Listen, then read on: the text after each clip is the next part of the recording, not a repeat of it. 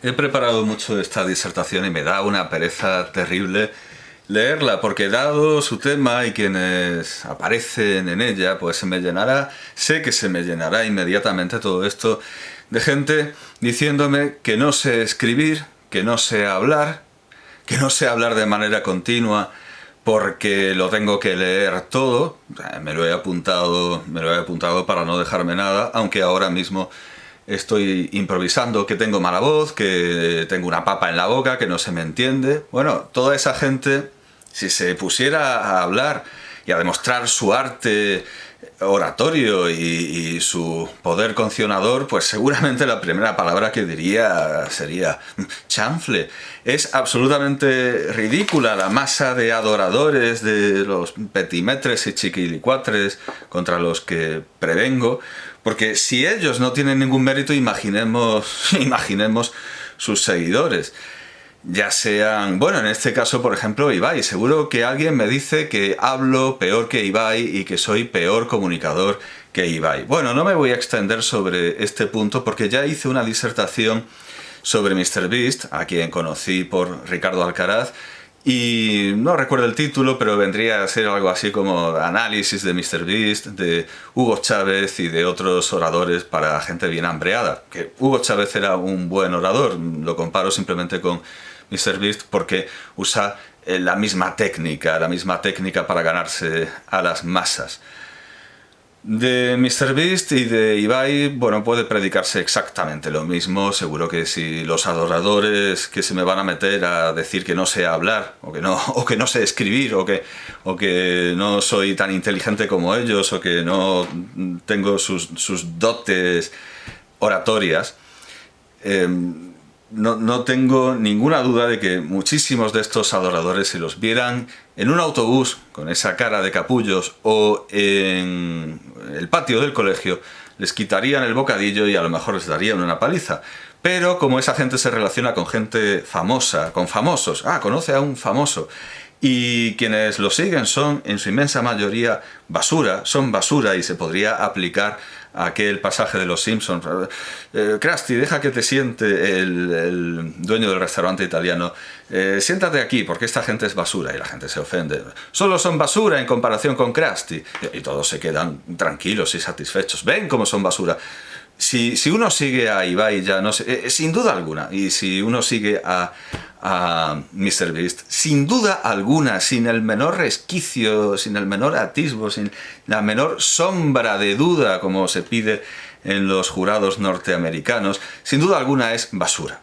O sea, si alguien me viene diciéndome, es que Ibai es un tío muy sencillo, claro, porque después de haber hecho ese distanciamiento brechtiano, después de haberse desligado de esa condena automática al verle esa cara de capullo, de que es un capullo y tengo que quitarle el bocadillo, después de eso sientes cierta empatía, superioridad, cercanía, porque entiendes que es un ser relacionado con esferas superiores, pero sin ser superior, el amante que no el amado en términos platónicos, porque en el amante está el Dios y en lo amado, bueno, puede alentar algo divino, pero realmente el Dios alienta en el amante. Cuando tú identificas a Ibai Llanos y a MrBeast con esa porción divina que tú quieres encontrar, ese amor platónico, y puedes identificarte con él, ocurre exactamente el mismo extraño fenómeno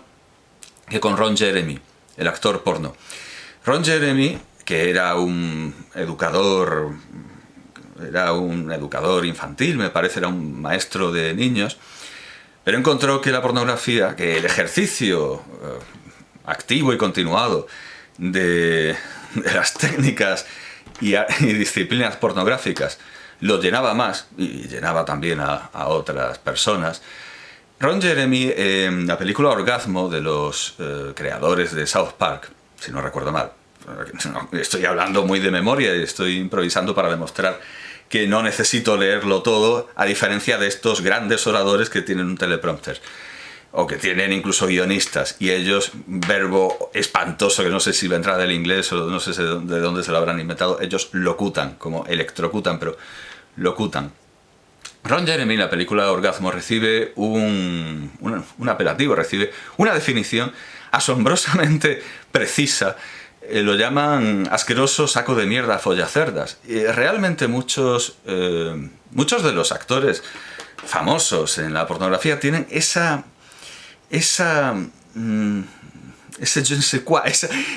particularidad, esa peculiaridad de Ron Jeremy, que es que los asquerosos sacos de mierda follacerdas que ven esas películas, no quiere decir que todo el mundo que las vea lo sea, pero una gran cantidad del público y un sector bastante preponderante en el consumo es ese. Lo ven como su colega, se sienten identificados. Entonces, así como los asquerosos sacos de mierda follacerdas se sienten identificados con Ron Jeremy, la basura subsocial, la basura blanca generalmente, pero bueno, tiene mucho predicamento en Hispanoamérica, que por cierto es un mercado en el que yo esperaba más educación, porque yo veía que Ernesto Castro tenía muchos seguidores en Iberoamérica, entonces lo trataban con mucha educación, y que la mala educación era casi privativa de España, donde aquí nos creemos que somos, vamos, que somos de la pata del Cid y que somos... Pero bueno, la mala educación se ha extendido mucho en Iberoamérica, siempre ha estado allí, en realidad. La cabeza de lanza de la... Cabeza de lanza, ¿no? Bueno, la punta de lanza o cabeza de puente. No nos metamos demasiado con cabezas y puntas, viniendo del tema del que venimos. La gran cabeza de puente de la mala educación en Iberoamérica es sin duda alguna Argentina. Porque si... Es la Argentina, porque si aquí nos creemos que somos de la pata del Cid, en Argentina repiten aquella estupidez de que ellos bajaron del barco y el resto de los sudamericanos de los árboles. Pero bueno, también los mexicanos. Pero bueno, la estupidez y la mala educación y la arrogancia se ha extendido muchísimo en Argentina. Si recibo un comentario impertinente e impetuoso y arrogante e ignorante con faltas de ortografía, es muy probable que sea argentino, luego también puede ser que sea chileno, naturalmente, y bueno, no, pero en general se ha extendido como la pólvora. Además es que en Argentina el gobierno de Milei ahora promociona a los tuiteros y youtubers y se los lleva a escuelas en Europa para que aprendan a comunicar en redes. O sea, encima el gobierno promociona que el estamento más estúpido de la nación dé su opinión para el mundo, de manera pública. Así que me espero una infinidad de comentarios de ambos hemisferios, de gente maleducada, ignorante, auténtica basura, seguidora de gente con cara de capullo a la que solo adora porque se refriega sus... como en el Sargento de Guerra, con el Sargento de Hierro. Es que estaba pensando en muchas... Estaba pensando en cebolletas, ¿no? Pero como en aquella famosa sentencia del doblaje del Sargento de Hierro, que ni siquiera se llamaba así la película, restriega sus pichitas con gente famosa, independientemente de lo que haga. Es un famoso, ¿verdad? Como en Rick y Morty, en el primer capítulo, el de las megasemillas, cuando Rick dice que ha estado en un país en el que no había viejos y él era como un famoso. Bueno, pues eso, se me va a llenar esto de gente que flipa, que alucina con un famoso, aunque ese famoso sea pues a lo mejor el único viejo de un país para jóvenes, de un país que no sea para viejos. Pero bueno, mi deber es educar. No solo mi deber, sino también mi trabajo, me pagan por ello, ahora no. Ahora no, porque estoy de vacaciones, pero aún así sigo rindiendo un profundo servicio público. Que no me agradece nadie. Que no me agradece nadie, todo lo contrario. Ya lo digo, voy a tener 1000 imbéciles diciendo que no sé hablar o que lo tengo que leer todo. Nada de lo que he dicho lo he leído y ya me gustaría verlos a ustedes. ¡Chanfle!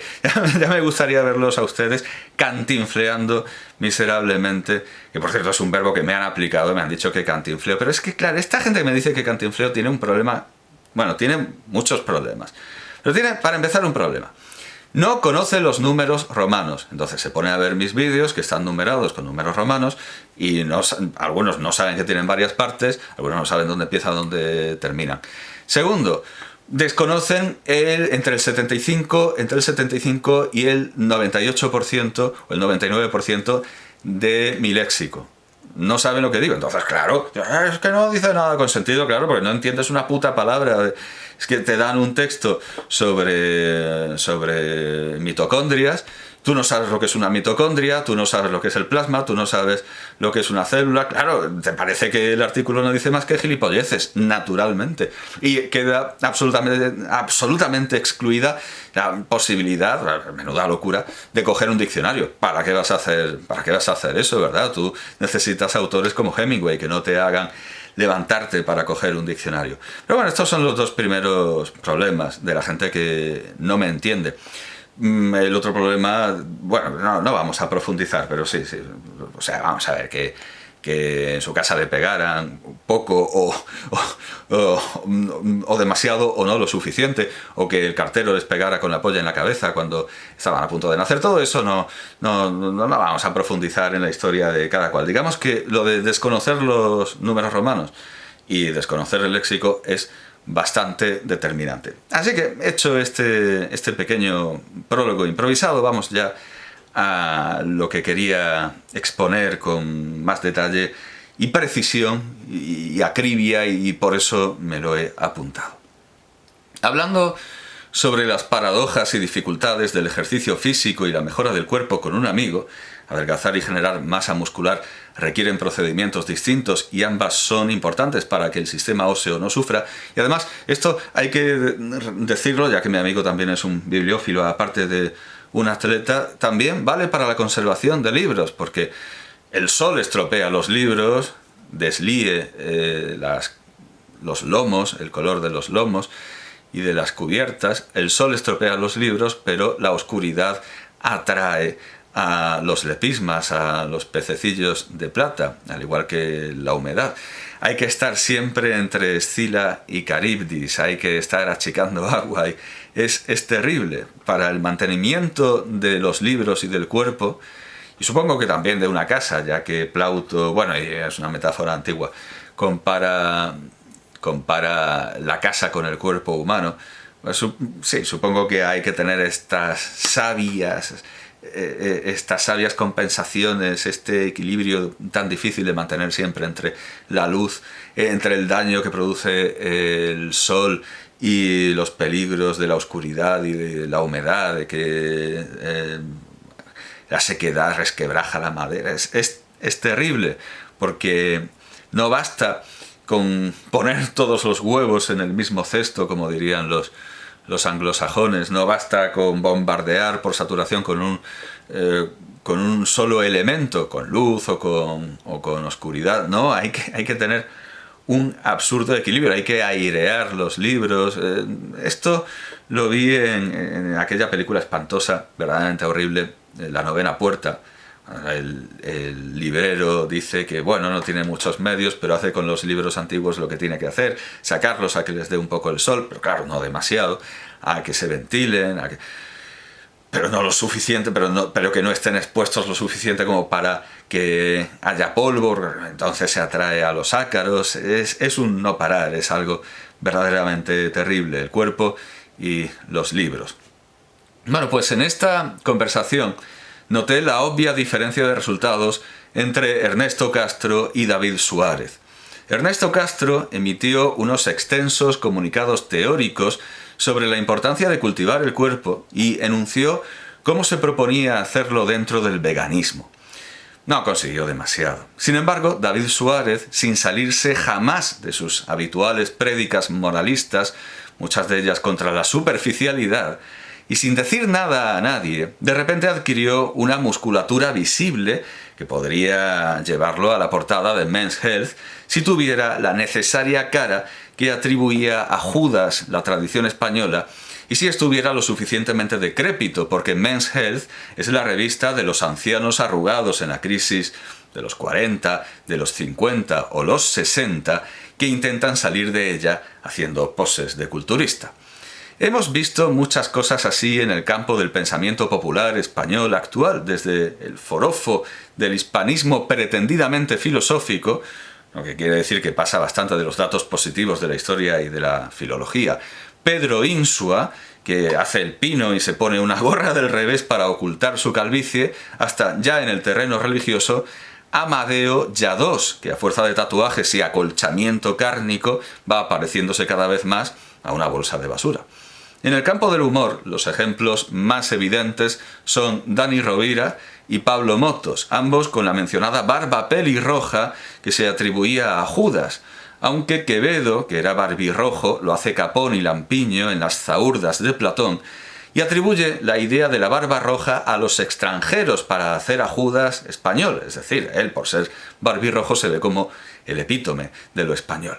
Y además en Cela, Rala y por parroquias. Bueno, en Cela no, perdón, en Motos y en Rovira.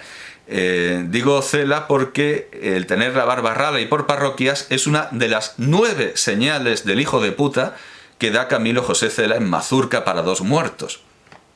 Lo que no empece, que muestre también Pablo Motos y Dani Rovira las otras 8 señales, a las que no dejan de sumar otras muchas manifestaciones repugnantes, no siendo la menor de ellas posar en Men's Health sin camiseta, como un leprechaun exhibicionista que hubiera dejado el final del arco iris por la fiesta de la espuma en Pachá. Aunque su manifestación más asquerosa, su ectoplasma más pringoso, es su humor. Por eso, desde luego,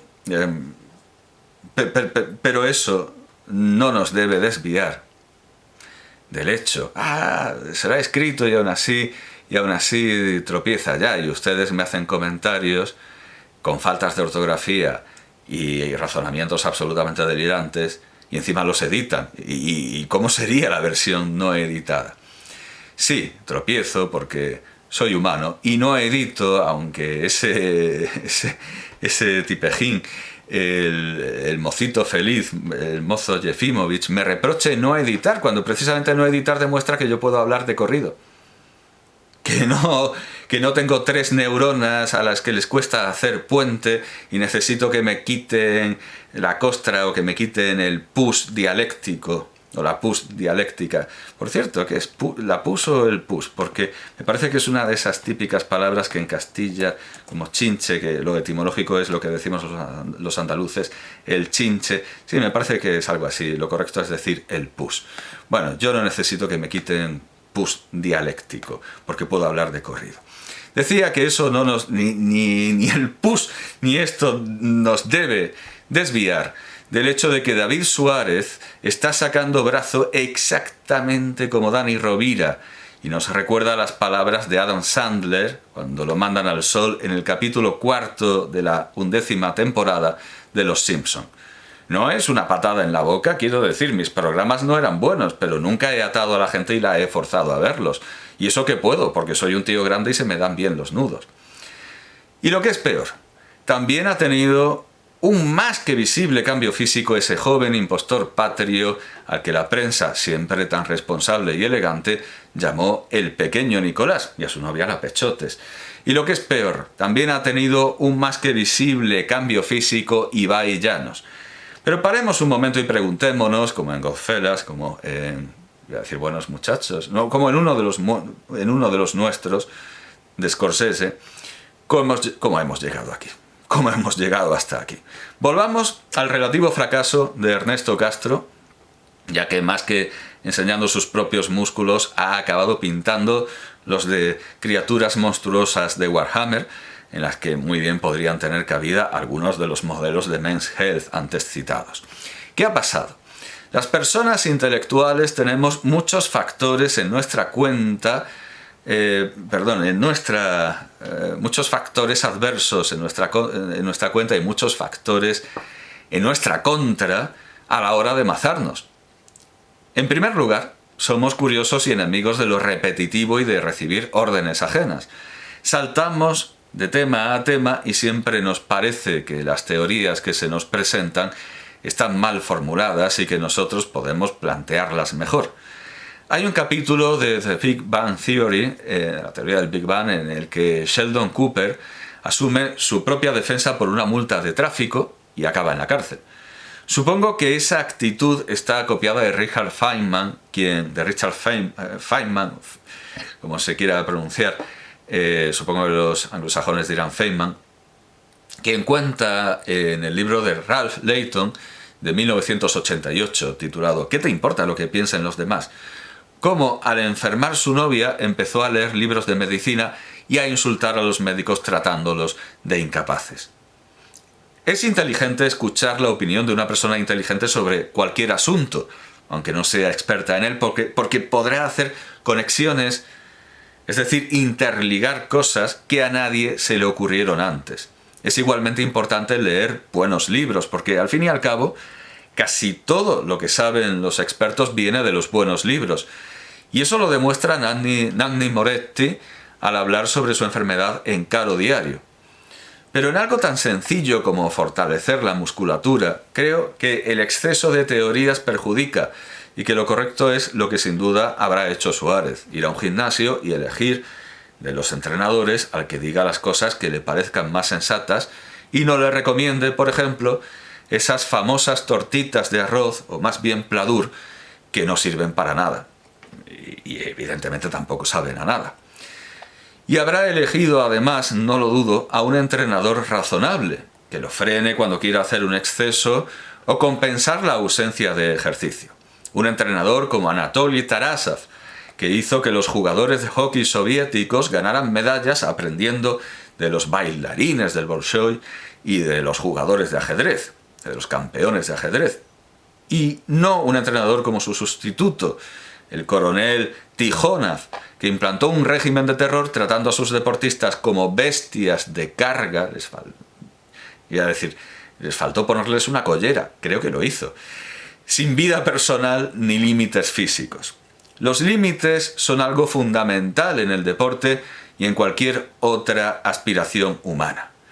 Hesíodo, en el verso 694 de los Trabajos y los Días, y Teognis de Mégara en el 335 de sus Elegías, y también Focílides y Alfeo, insisten en que la mesura es lo mejor en todas las cosas, y la misma idea atribuye a Pitágoras, a Solón y a Cleóbulo de Lindos Diógenes Laercio en sus vidas, a Vías de Priene Aristóteles en la retórica, a Tales el lexicón de Suidas, o la Suda,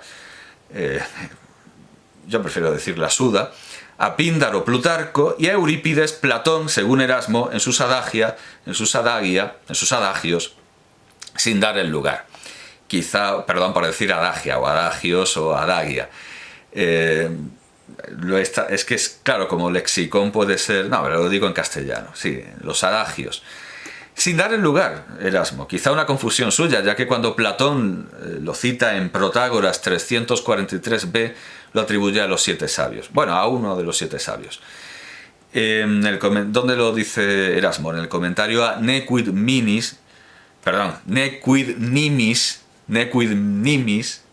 Es difícil llevar la cuenta de tantas autoridades y de tantos lenguajes distintos. Nequid Nimis, donde llega a remitir la idea con acierto a Homero. Así que digamos que desde el padre de la cultura helena tenemos esa idea de que no hay que exagerar tampoco, vayamos a... En el versículo 15 del segundo libro de las Analectas de Confucio está recogida una máxima tan desatendida por muchos confucianos durante siglos como por sus modernos detractores, como los gustavobuenistas. Estudiar sin pensar es un trabajo perdido. Pensar sin estudiar es peligroso. Aunque yo diría que es aún más peligroso estudiar sin pensar. Pensando sin estudiar puedes acabar sacrificando viajeros a tu Dios, como en el cuento de Borges, El Evangelio según Marcos, seguramente la inspiración de Los chicos del maíz de Stephen King. Pero estudiando sin pensar te pasa algo parecido a lo de ese videojuego con el que están los hijos de Flanders y que imita a Thorman en su vídeo Jesucristo, el robot del futuro. Vas convirtiendo a la gente con un rayo mágico, pero si les das de refilón entran en una secta. Con el estudio ocurre lo mismo, y en catalán y occitano, como atestigua el señor de montaña, como diría Quevedo, Montaigne, hay una expresión para eso, letraherido. Es a quien el estudio le da de refilón y se vuelve gilipollas. Y un gilipollas es la cosa más peligrosa que existe sobre la tierra. En la Charaka Samhita Sutrasthana 1, 124, 132, en el texto, en la enseñanza atribuida al médico Charaka, leemos que un medicamento simple, si no se conoce, es fatal como el veneno, las armas, el fuego y el relámpago, pero conocido da la vida como la ambrosía. Y también leemos que un veneno acerbo puede convertirse en la mejor medicina con el uso adecuado, mientras que la mejor droga puede convertirse en veneno acerbo si se administra mal. Y leemos también que incluso alguien a quien le cae el rayo de Indra sobre la cabeza puede sobrevivir, pero la medicina prescrita por el médico ignaro no deja a nadie con vida. Estos pensamientos de Charaka se reformulan varias veces en la Chanakyaniti, que considera veneno tanto las ciencias en práctica, o sea, los aforismos atribuidos a Chanakya, consideran veneno tanto las ciencias en práctica como la comida sin digestión. Y Chanakya, si son suyos los aforismos, recuerda cómo el veneno se convirtió en un ornamento cuando lo bebió el señor Shankara, es decir, Shiva. En algunas reformulaciones de la máxima, por cierto, he visto usar precisamente Hala Hala, el nombre de ese veneno, el veneno que bebió Shiva, en lugar del vocablo más común, que es Visha. La forma con Hala Hala es la que memorizamos cuando estudié sánscrito en Heidelberg, en un florilegio de sentencias. Hemachandra, muerto hacia 1172 y por lo tanto mucho después que Chanakya, cuenta en el Parishishtaparvam, capítulo, o sea que significa capítulo suplementario, Parishishtaparvam, o también llamado Shtavirali-charita, Historias de los ancianos ilustres, de su Trishashti Shalaka Purusha Charita, Vidas de los 63 hombres venerables, que Chanakya, que este sabio, Chanakya, suministró veneno a Chandragupta Maurya para inmunizarlo de manera similar a la de Cratevas con Mitrídates VI Eupator del Ponto, tal como deducimos de las noticias que nos da Plinio el Viejo en su Historia Natural, adelantándose mucho a Paracelso y a su afirmación en sus Septem Defensiones de que todas las cosas son veneno y nada hay sin veneno, solo la dosis hace que algo no sea veneno. Dejemos a un lado por ahora que la inmunización no funciona con todos los venenos porque algunos son fulminantes e inmediatos y otros se acumulan en el cuerpo, con lo que cada dosis acerca a la muerte. Es como lo que decía el doctor Laguna, el doctor Andrés Laguna, que todas las setas despachan. Bueno, en realidad todo despacha, al final todo despacha. Y que tanto Hemachandra como Apiano ofrecen un final trágico para estos ejercicios. Según Hemachandra, Chandragupta compartió comida con su reina, que no estaba inmunizada, y con ello la mató, causando a la larga la muerte de Chanakya, cuando el príncipe al que había extraído por cesárea vino a saber la historia. Y según Apiano, en su Historia Romana, Mitrídates no pudo suicidarse plácidamente cuando tuvo necesidad y hubo de afrontar una muerte horrible. Recientemente hemos visto algo parecido en el caso del cocinero descuartizador Daniel Sancho. Su víctima intentaba hacer ejercicio, algo que no le sirvió, ni se reflejó nunca en su cuerpo, que de todos modos acabó descuartizado, con lo que sus esfuerzos fueron trabajo tan perdido como el estudio sin reflexión del que hablaba Confucio. Y el victimario, seguramente por una buena predisposición genética, sí tenía un cuerpo perfecto que solo le valdrá para ser violado repetidas veces en una cárcel tailandesa.